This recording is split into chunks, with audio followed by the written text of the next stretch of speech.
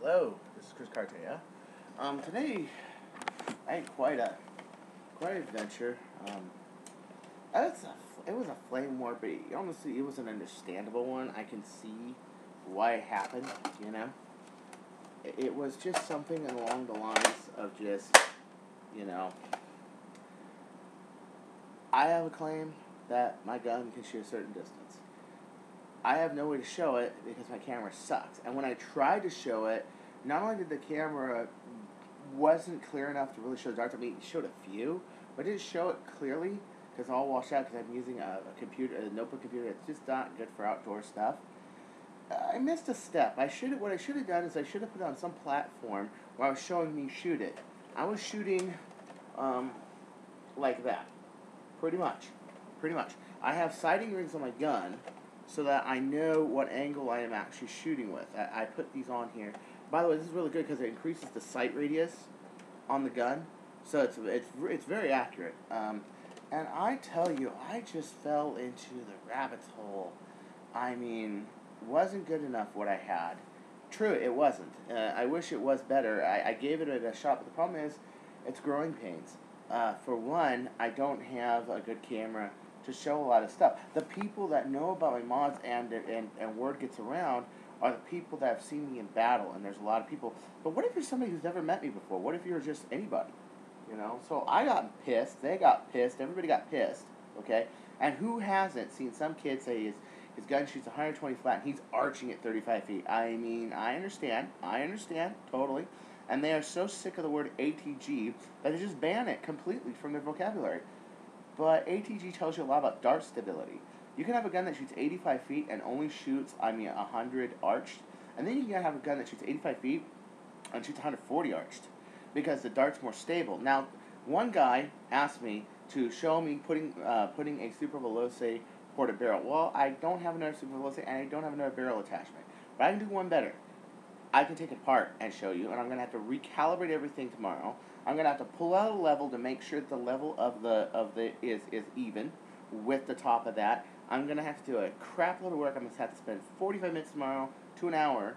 Well, usually, last time it took me 20 minutes. Maybe it won't take me that long. Just to recalibrate it. But I'll show you. Okay? The secret to the success of the Super Veloce R-Spec is not just what's internally in the gun, not just the gunsmithing, such as bringing down the gunth that undoes the jam door and makes it so the dart goes in farther and things like that, and making sure that the trigger catch is filed down more on the bottom of it, so that the trigger catch goes down farther and locks up more positive and things like that, and greasing it. It's also the barrel. Without the barrel assembly, the gun arch goes less far. It maybe does 130.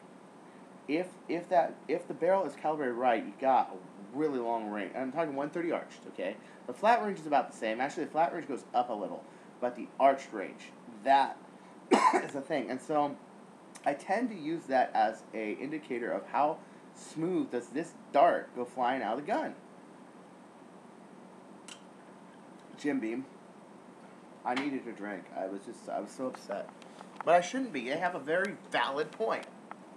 All these jackasses go on here and say, okay, so here it is. When I do my barrel assemblies, I take a flat level. First off, it is. Now this doesn't have any play. We're gonna go into why does this not have any play, and why does this contribute to better ranges not having any play. It is very solid. This is a laser sight. In reality, I barely use this. I'm usually using the sights, and I'm usually doing okay. Like this is 120, and that's 140, and that's 160. Along here, okay? So let's say, okay, that's 120, that's 140, that's 160. See what I mean? So this gun's maximum effective angle is actually more along the lines of maybe 15, 20 degrees. So, but you have to level this out with a level. That's first off. Second off, okay, let's take this off. Watch this. Very tight. Notice it's very tight. But it's moving up. Why is it moving up? There's spring in there. This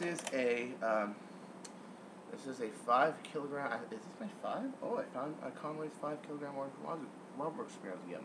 The 5 kilogram orange Modworks Retaliator Recon spring right here. Okay, and what I do, because this fits perfectly in here, is I'll wind this up until I hear it go click. Then I know that it's hitting, and now I'll twist it like that, and it's hitting this little post up here in here. If you look in there, you can see a little vertical mark up there, okay? And what this does is it makes it so it's got lockup action. So when these fingers in here, they're pushing up against there. It's not just sitting there, okay? It's a lockup. It is not just something like that. I mean, you can still do it without, but I have better results with that. It also makes it so when the air goes along the sides, because you can see this is a chambered. You don't even see a barrel in there. Huh? Oh, see, there's a barrel. It's real deep. That the air is a little bit more muffled because the spring at that point looks something like. It doesn't go flying on me. Okay, hold on. It looks something like. God, how many I did? This is a 5K. I don't know, like that.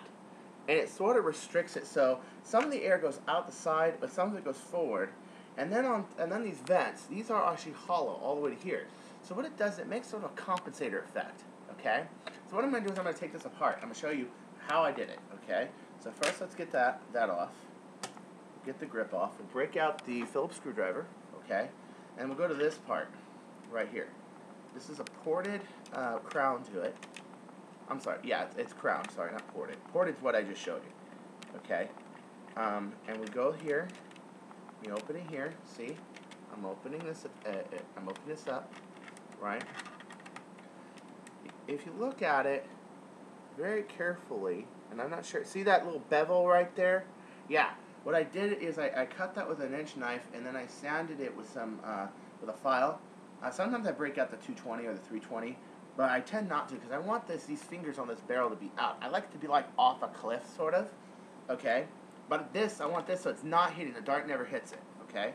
So here we go. We're taking this off. All right, maybe you see better detail here now.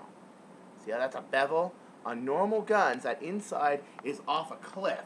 So you got to file this down so that it doesn't hit, okay? Especially on your Raiders and your Rampages, man. I've seen so much of that. All right, so here we are. Let me put this down here. Now notice it says Super Veloce. That was before I talked to an executive at Audi and I asked him if Super Veloce was copyrighted. He said that the logo's copyrighted, but Super Veloce just means in Italian high velocity. So you can call your gun Super Veloce. So the guns now have a name changed. I dropped an E. It's just Super Veloce. Now, of course, notice how I'm doing engine block. This way, that way, that way. Right? Okay. There you go. Just like that. Now, there is a piece. Oh, yeah, got another one here. I'm using a stronger spring. I don't know if I did on this one. I do it on another gun or this one. There's a stronger spring on this detent. I believe it's a double catch. Maybe it's not a double catch spring. Maybe there's not. Maybe it's another gun. I don't know. Okay. So one problem I'm running into right now is that I have the Velcro on here. So I'm going to have to, just to show you this, guys, I'm going to have to totally fix this when I'm done. But, honestly, trying to educate you. Okay. One thing I did, if you can see, there's duct tape around here and around here. It makes it so that this doesn't rattle around. It doesn't have any play. Okay, so when I have it centered, I have it centered. But look at this. This is the main thing. You center it, but you also make the barrel shorter. See that? So if you got this centered, and at this point, okay, take this right here. Let's put the gun on here, okay? And I'll show you what it does. Okay. Now, if you were to look at it from here, there we go, and it doesn't have a double catch trigger spring. Okay, no, it does, real strong. Okay, never mind. It was another double catch trigger spring. I gotta find this camera. I can't lose it. Okay. Now, if you look at here it is with the barrel assembly. Notice I have Velcro felt on both sides. What this does, it makes it so this doesn't move side to side. So there's no side to side play. Okay. Now look, here it is.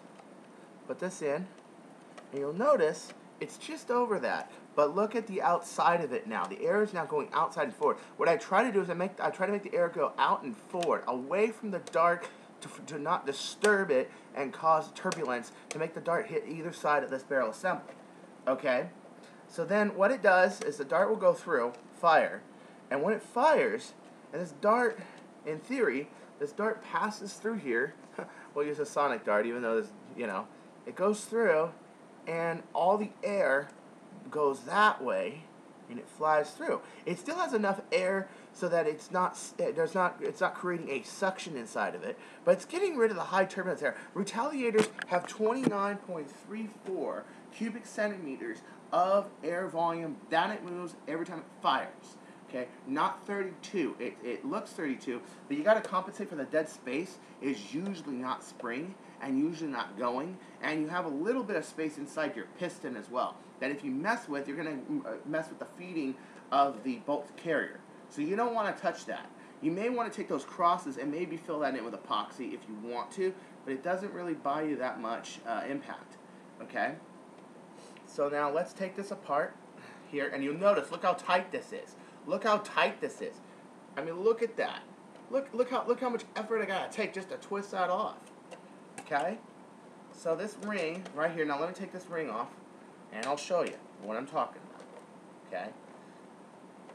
So this actually stabilizes the dart, and it makes it so the dart going out of this gun does not disturb the dart once it goes out of the muzzle, because it is treating the air and it is making the air expand while the dart's going out.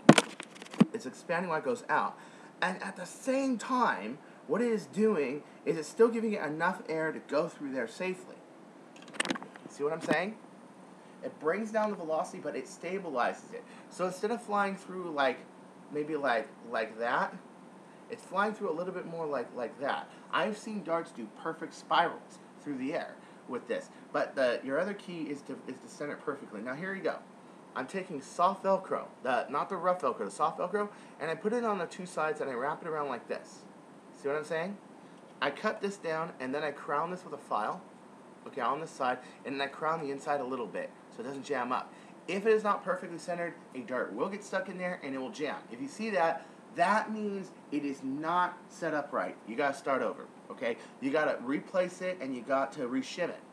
And one way to do it with this gun is you can put shims here and there and put more tape here, less tape there. I find just using this with the spring works great. Okay? So here's this right here. Now I'm gonna put this back together. Okay? And I'm gonna show you some procedures of putting the barrel on. Now, see, this is complicated. You guys are wondering, oh, how do you get across a basketball field? How can it possible? Well, first off, air volume dictates it. A long shot only has 19 cc's, from what I understand from other people. Maybe we're talking recon. I think it's a long shot. Has 19 cc's of 19.84, I think the figure is, of air volume. A Retaliator has 29. This is why you need like an 8 and a 5 kilogram spring on the long straight Immortal to do anywhere near what this thing is doing with 11 kilograms. That's why you need. It's only an equation of air volume versus the force behind it. That's it. That's all there is. But the recon does have a disadvantage that throws so much air that it can actually disturb the dart. If you master it, you got a hell of a weapon. And yes, okay, maybe I'm not sniper. I'm a little bit more long-range infantry. Yes, it works so, and I win. So I'm not arguing. Okay, there we go. Okay, so you put this back here. So if you're going to make this, you cut this, you shim this right here, maybe more duct tape, maybe less, maybe not duct tape at all. Maybe just a buffer, just something that goes into here and keeps this from moving once it's affixed. Okay? You go into this, and this is very simple. And don't use a pipe cutter. This plastic won't work. You have to cut it. Probably, I use a file. I just go, just sort of like a triangle size file, and then I file it off and I do it. But on the more air it's moving and the faster it's going, the more this has to be. For a Super Retaliator, it's closer to almost to about here, and you only got maybe 3/8 of an inch. This one you need an inch. This is almost 1. I think it's 9.34 was the measurement I came up with, and I played around with it until I got it perfect. Because this is like my main gun. Okay. And do put in mind, I know maybe you don't care, whatever, but this is a major sacrifice to take apart a really good setup and show you how this is done. But I got to do it at some point, because I'm always telling people I have compensated barrels and I'm porting it, and they can see it if you take it apart. But if I take it apart, I'm throwing it all out of whack. Okay? So, there's that. And here, you put the crown back together. Alright? Okay. And go here. Like so. And again, hand tighten. Don't He-Man it. The last thing you want to do is take your crown and strip screws. That is the last thing you want to do. Hope that's not stripped. Is it? Oh, I didn't have a screw in there. Okay, hold on. Oh, there it is. Okay. Again, if you see any plastic on screws, take them off. Take off the plastic. I'm sorry this is a long video, but I had a lot to talk about. Sorry. Okay, so there you go. Like that. Like that. Now, I'm going to double check my screw bolts again. Now, I mod as it happens. I don't cut. I don't anything like that. Okay. Alright. So as you can see, it's got the two Velcro things there to buffer it, and there it is. Now, what happens is when this is in here, it goes between the barrel like that, and then it pushes down like that. If you can see that, it makes a little bit of a screen there. It's coarse though. Another idea is to take the inside here and put a wire mesh around here, but you got to find some place to make a concentric circle and make it so if the dart does hit on the inside of this, it hits a wire mesh. But the idea is that won't hit the barrel at all. That's our goal. That's what we're aiming for.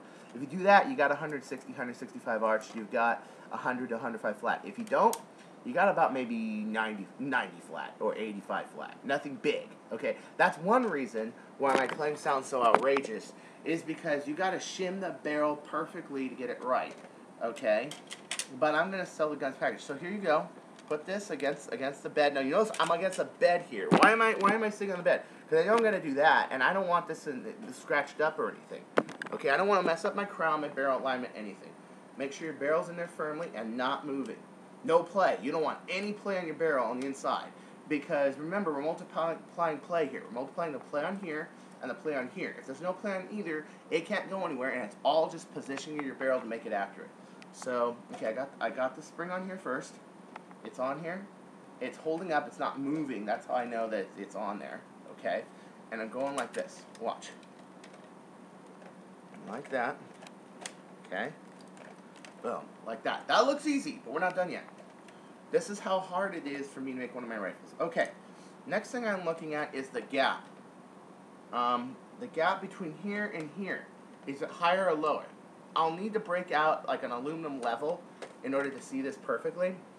And it's a small one. It's only like a foot long like this. Because if I try to break a 3-footer on here, I'm going to hit this sight. So, preliminary, yeah, it looks pretty even here to here. Now, does it look even here to here? I'm looking through the light here. Oh, I can't look through the light because this. So I got to basically judge it from the seam here and the same here. Yeah. So from these dimensions, it looks even, you know. In other words, also test firing would work. Okay, there it is. But here's one more step you got to take. This is why I really put a laser on my gun. It was not for targeting purposes. It is for alignment purposes. Alright, so here's what you do. You take the laser, you go on the front, you get it to point at the front. Then you creep it front, and you want to make a streak, and it's sad, I can't show you with my camera. It's very difficult. I have a very hard time doing it this way. You want to make a streak, clear down your barrel, like a straight streak. Like the whole barrel is just getting hit by one streak. Okay? And then you want to hit the streak on the barrel assembly on the inside. This pretty much proves that it is at least straight. It does not prove that it's perfectly aligned. Okay? Okay. And you do this all the way around. Okay, perfect. It's aligned. I had a feeling it would be because I determined this when I did the shimming to keep it that way. But again, I have to check it. I just took this whole thing apart. I just did this barrel. Like I said, man, it's Nerf guns with a discerning psycho. It also sees any rivers and valleys that are in this assembly. Yeah, man, they're going right against the front. And one good key place to do it is that top chamber. Is to beam the whole thing on the top of the chamber. This is really hard to do, guys. This is really hard to do what I'm doing right now. Okay, so you want to take the top one. The most important ones are the two sides and the top one. Okay? There's a little, as you know, Nerf guns have a little finger on the front where the dart rides on the top. Line it up to that, and then line it up to the sides. Then you have it perfectly centered. Then it's all just test firing it and leaving it to God. And that's not only how you assemble one of my barrels, it's how you configure it. Because if you can, put a gas port on there, hey, that's great and wonderful. But unless it's lined up, not just lined up as in aligned this way, but aligned up and down and side by side, you got shit. You got nothing, okay? And that's the big thing. So I can see how my claim looked a little incredible, yes. because most of the Retaliators have too much air and throws the dart off and causes too much turbulence, which causes too much air resistance, which makes it so a Nerf Retaliator can go at most 130. It's only by making the dart fly better that you get it past that 130, 140 feet. And you're doing in the 160s, and flat, you're doing like 100. You're going across a basketball court. The basketball court I did go to is an NBA regulation court. It was from line to line 94 feet, except it did not have the 6 feet around it, so it wasn't perfectly. They say it's NBA regulation, but it didn't have the 6 feet between the line and the outside. And I don't think they set the poles right, because the poles are not supposed to be there. They're supposed to be farther back. But the measurement was indeed 94 feet on it, and they're calling it an NBA regulation court. And it is for certain, because I knew, that was the reason I got stuck there. One, it's one of the only parks that has a regulation court, and two, the only park that's not facing east and west on the courts that I knew of. Meaning, I was either going to be hitting on any other park, I was either going to be hit by, like the one across the street is east to west. I was either going to be running with the wind or going against it. At least in that one, I had a little bit of sideways wind. And you can see as I was firing at that tree, how the darts veered about 5 or 6 feet because of the wind. It was a lot of wind. It may not have looked it, but listen to your ears in the microphone. Quite a bit. It was quite a bit of wind. My hair was a mess. Everything was there. But you know what? I'm sorry if I caused a fight. I'm sorry if I bitched about it. It's just, when you get used to people approving of what you do for once, and then all of a sudden everyone's giving you what you perceive as crap, but they actually have very good points. Hey man, you gotta prove it. Instead of making just claims, you gotta prove it, because we've heard all sorts of people do it.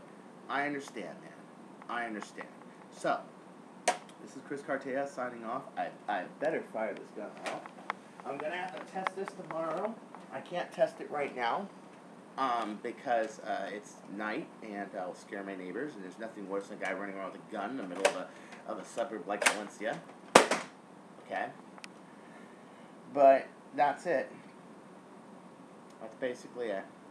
So here you go. That's how you make one of my barrels. Take care.